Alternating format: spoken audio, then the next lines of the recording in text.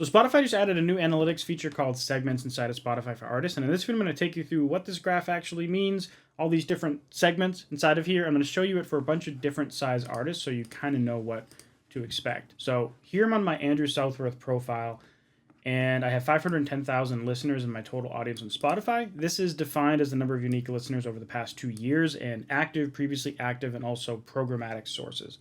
So an active source is essentially someone seeking out your music directly. So they're listening on a song page, they're listening directly on your artist profile, or they have it in their library and they're listening to it again. Essentially, it's an active thing. They chose to listen to your song.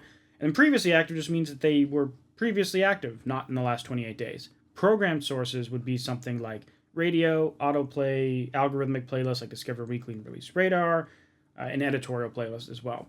So previously inside of here, you might have remembered there was an active audiences area, and that's been consolidated into this segments area now. So if I click on active audience, you could also click on the graph.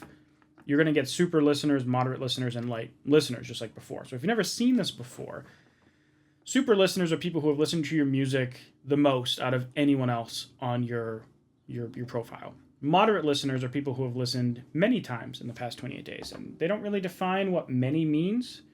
Just like how they don't really define, like here they say once or a couple times for light listeners, but many they don't really say. And then people who have listened the most in the last 28 days. Again, no idea what that means. I wish they would have a little more granularity on this, but this is a great improvement compared to not having any of this data at all.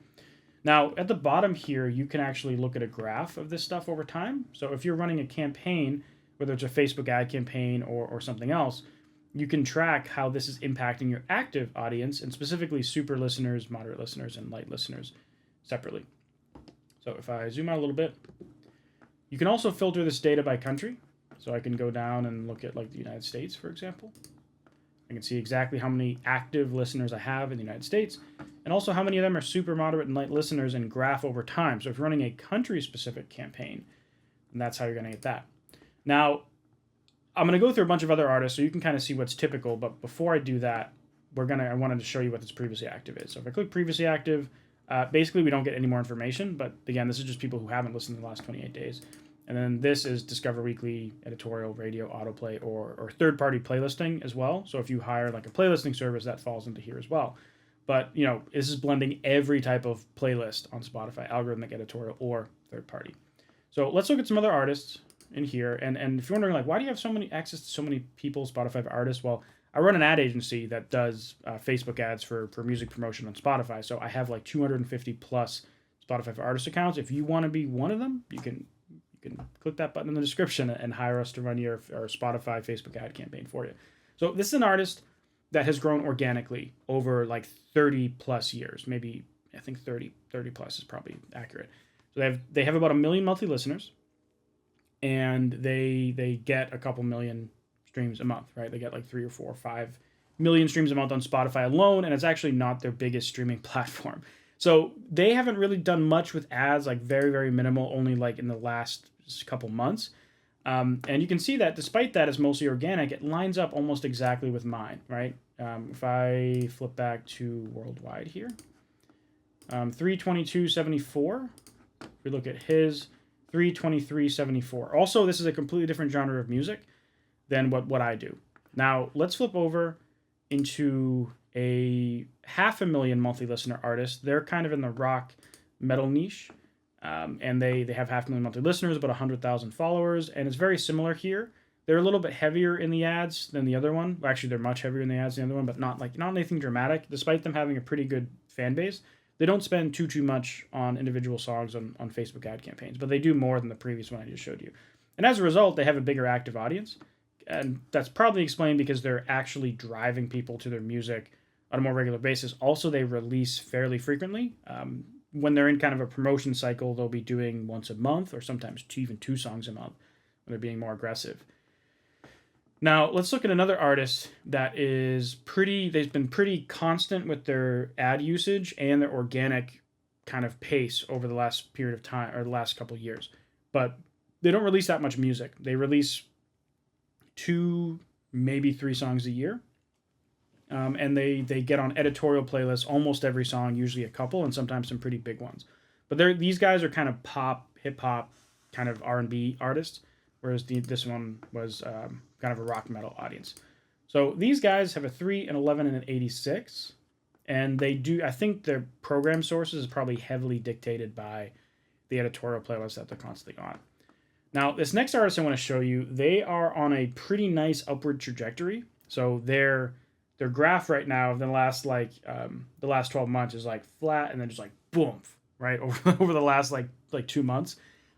So they're running, not only are they running a heavy ad campaign, but their newest song has like a 51% algorithmic sources for their numbers. And what that means is like the song not only had a massive ad campaign for it, but it's gotten like I think 50,000 streams in the last month just from radio, and then another like 20K or 10K from Discover Weekly. So they're kind of on a big upward trajectory right now, and they have a really heavy ad spend. So that would mean that the program sources are high because of that, and the active sources are high because they're pumping things pretty hard with ads right now. But also they've been kind of going for a while, so they have a decent sized previously active audience in the program sources because some of those previous songs are also riding algorithmic playlists. Now we could also filter them out. They tend to get a lot of the spikes in Brazil.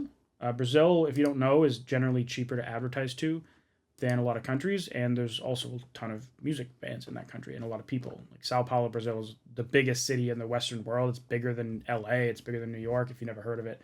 That kind of blew my mind when I learned that. But they have, you can compare this ratio to your ratios. And if I flip back into mine and go to active, so 324.73 across active, and they are 737.56. So they have a little bit more super listeners. That might be because they're kind of in the middle of pumping out new music, kind of in a decently quick pace, every 4 weeks or 6 weeks or so.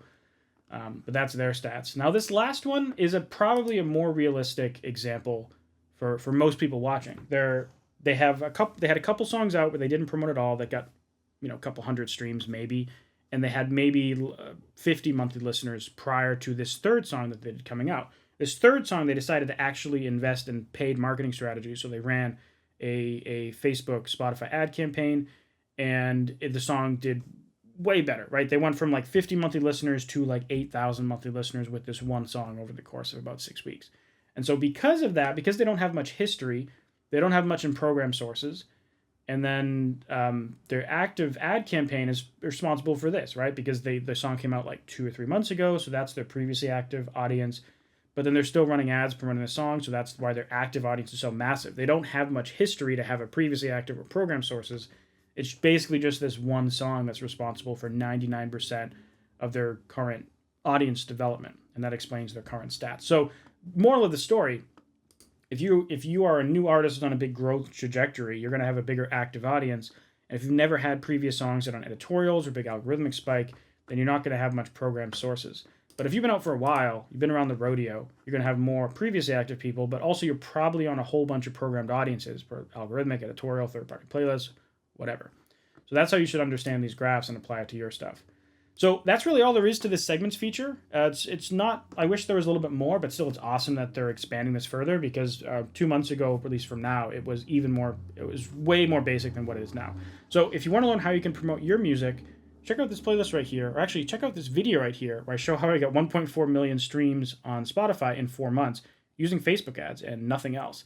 And if you want that course that I mentioned before, I don't even know if I mentioned Spotify Growth Machine, if you want to learn how to promote your music with Facebook ads on Spotify. Anyways, thanks for watching. See you next video. Bye.